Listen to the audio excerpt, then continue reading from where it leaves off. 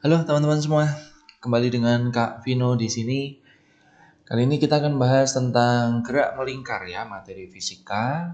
Dan ini mungkin beberapa poin yang baru juga buat teman-teman dalam belajar rangkaian materi tentang gerak ya. Jadi ada gerak lurus, gerak parabola, dan kemudian gerak melingkar. Di bagian pertama ini kita akan membahas khusus tentang besaran-besaran dasarnya dulu pada gerak melingkar. Ya. Jadi gerak melingkar itu jelas bahwa lintasan yang ditempuh adalah berupa lingkaran atau lengkungan dengan jari-jari tertentu. Jadi misalkan semacam ini ya, permainan biang lala, kemudian ada misalkan kita menggunakan tali untuk memutar sebuah bola seperti itu adalah gerak melingkar. Nah, gerak melingkar itu dibedakan juga antara gerak melingkar yang beraturan dengan gerak melingkar berubah beraturan, seperti itu. Nah, lalu kemudian kita dikenalkan dengan satuan baru yaitu tentang satu radian. Konversinya adalah satu putaran itu 360 derajat atau 2pi radian. Ya, jadi satu putaran itu 2pi radian, di mana pi itu adalah 3,14 atau 22/7. Nah, sehingga satu radian itu adalah 360 dibagi 2pi.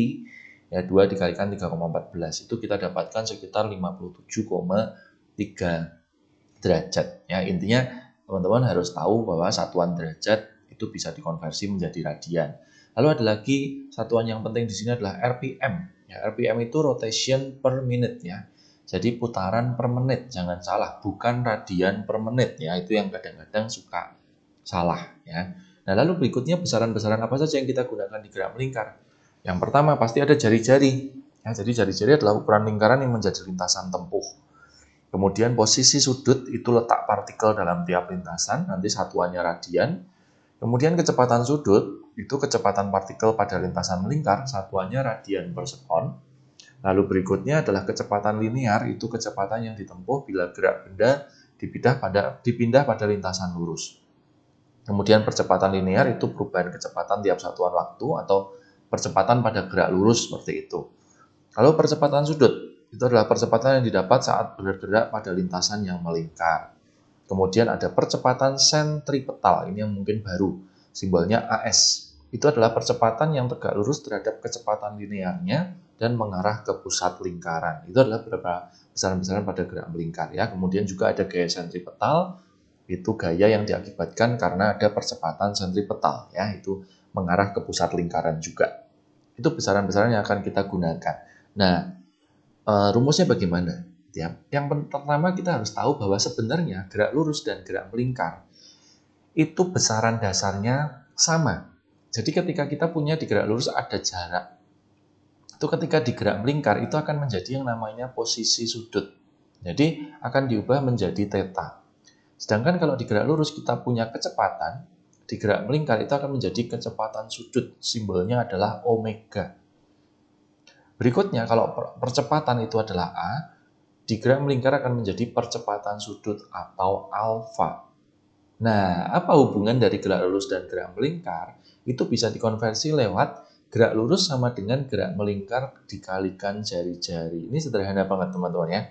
Sehingga dari konsep ini kita bisa mendapatkan bahwa S itu adalah theta dikalikan R, V adalah omega dikalikan R, dan A adalah alfa dikalikan R. Seperti itu. Jadi kita bisa mengkonversi antara besaran pada gerak lurus dan gerak melingkar. Oke ya teman-teman.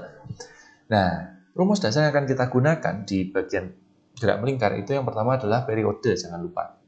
Periode itu adalah waktu dibagi banyak putaran, itu jelas. Lalu kemudian kebalikannya frekuensi. Nah, frekuensi adalah banyak putaran dibagi waktu ya, kebalikan dari periode.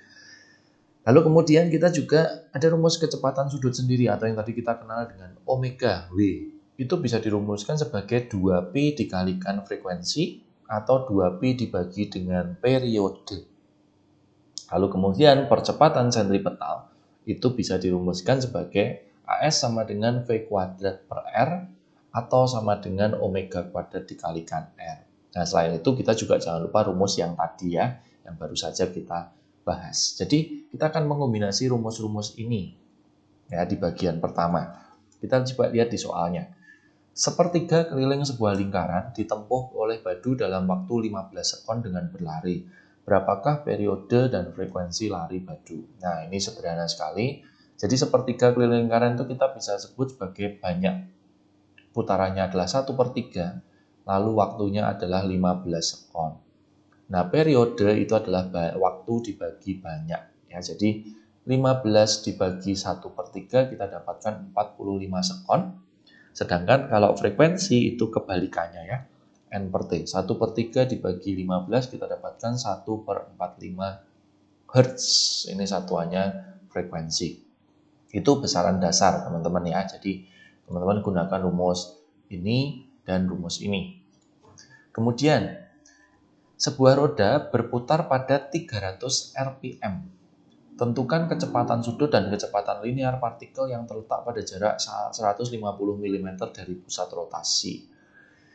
Jadi RPM itu kita bisa anggap, ini kan putaran per menit. Itu kita bisa anggap banyak putarannya adalah 300, waktunya 1 menit. Ya, 1 menit itu 60 sekon. Nah, di sini teman-teman bisa mencari misalkan frekuensi. Frekuensi adalah 2πf. Jadi frekuensi adalah banyak dibagi waktu. Belum kok mau ke omega ya teman-teman ya. Nah, maaf ya. Jadi frekuensi adalah banyak dibagi waktu.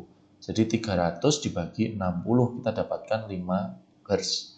Nah, dari frekuensi kita bisa mencari kecepatan sudut omega tadi. Rumusnya 2πf. 2π dikalikan 10. Dikalikan 5 ya. 2π kita kalikan 5, kita dapatkan 10π radian per sekon. Itu adalah kecepatan sudut.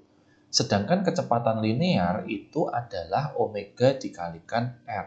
Nah, R-nya itu yang 150 mm itu teman-teman. Jadi kalau kita jadikan ke meter ya 0,15 meter. Jadi di sini kita masukkan 10π dikalikan 0,15, kita dapatkan 1,5π meter per sekon. Ya, intinya adalah rumus-rumus dasar seperti ini. Oke, berikutnya. Sebuah titik melakukan gerak melingkar beraturan, ternyata tiap menit membuat 300 putaran. Ini sama aja teman-teman ya. Jadi waktunya 1 menit 60 sekon, banyak putarannya 300. Lalu jari-jarinya adalah 40 cm ya. 40 cm atau 0,4 meter. Pertanyaannya, percepatan sentripetal. Nah, nanti dulu. Bagaimanapun kita harus melewati mencari frekuensi dulu. Banyak dibagi waktu. 300 dibagi 60 itu kita dapatkan 5 Hz. Kemudian kita bisa mencari omega 2πf ya. Jadi 2π dikalikan 5 itu 10π. Baru terakhir kita bisa gunakan rumus percepatan sentripetal. Rumusnya adalah omega kuadrat dikalikan m. Jadi 10π dikuadratkan kita kalikan 0,4. Sehingga kita dapatkan 40π kuadrat meter per sekon kuadrat. Seperti itu. Itu adalah percepatan sentripetal. Ya, jadi rumus-rumus yang digunakan adalah rumus frekuensi, rumus kecepatan sudut, dan rumus percepatan sentripetal. Berikutnya, sebuah piringan dengan jari-jari 10 cm. Saya langsung tulis R-nya adalah 0,1 meter dengan kecepatan 600 rpm sama dengan tadi. Berarti ini kita anggap N-nya 600, waktunya 1 menit, 60 sekon. Pertanyaannya A, frekuensi dan periode. Frekuensi kita tinggal masukkan N/T, jadi 600 dibagi 60 kita dapatkan 10 Hz. Kemudian kecepatan sudut itu omega, rumusnya 2πf. 2π dikalikan 10 kita dapatkan 20π radian per sekon. Kemudian kecepatan linear kita bisa rumuskan omega dikalikan R.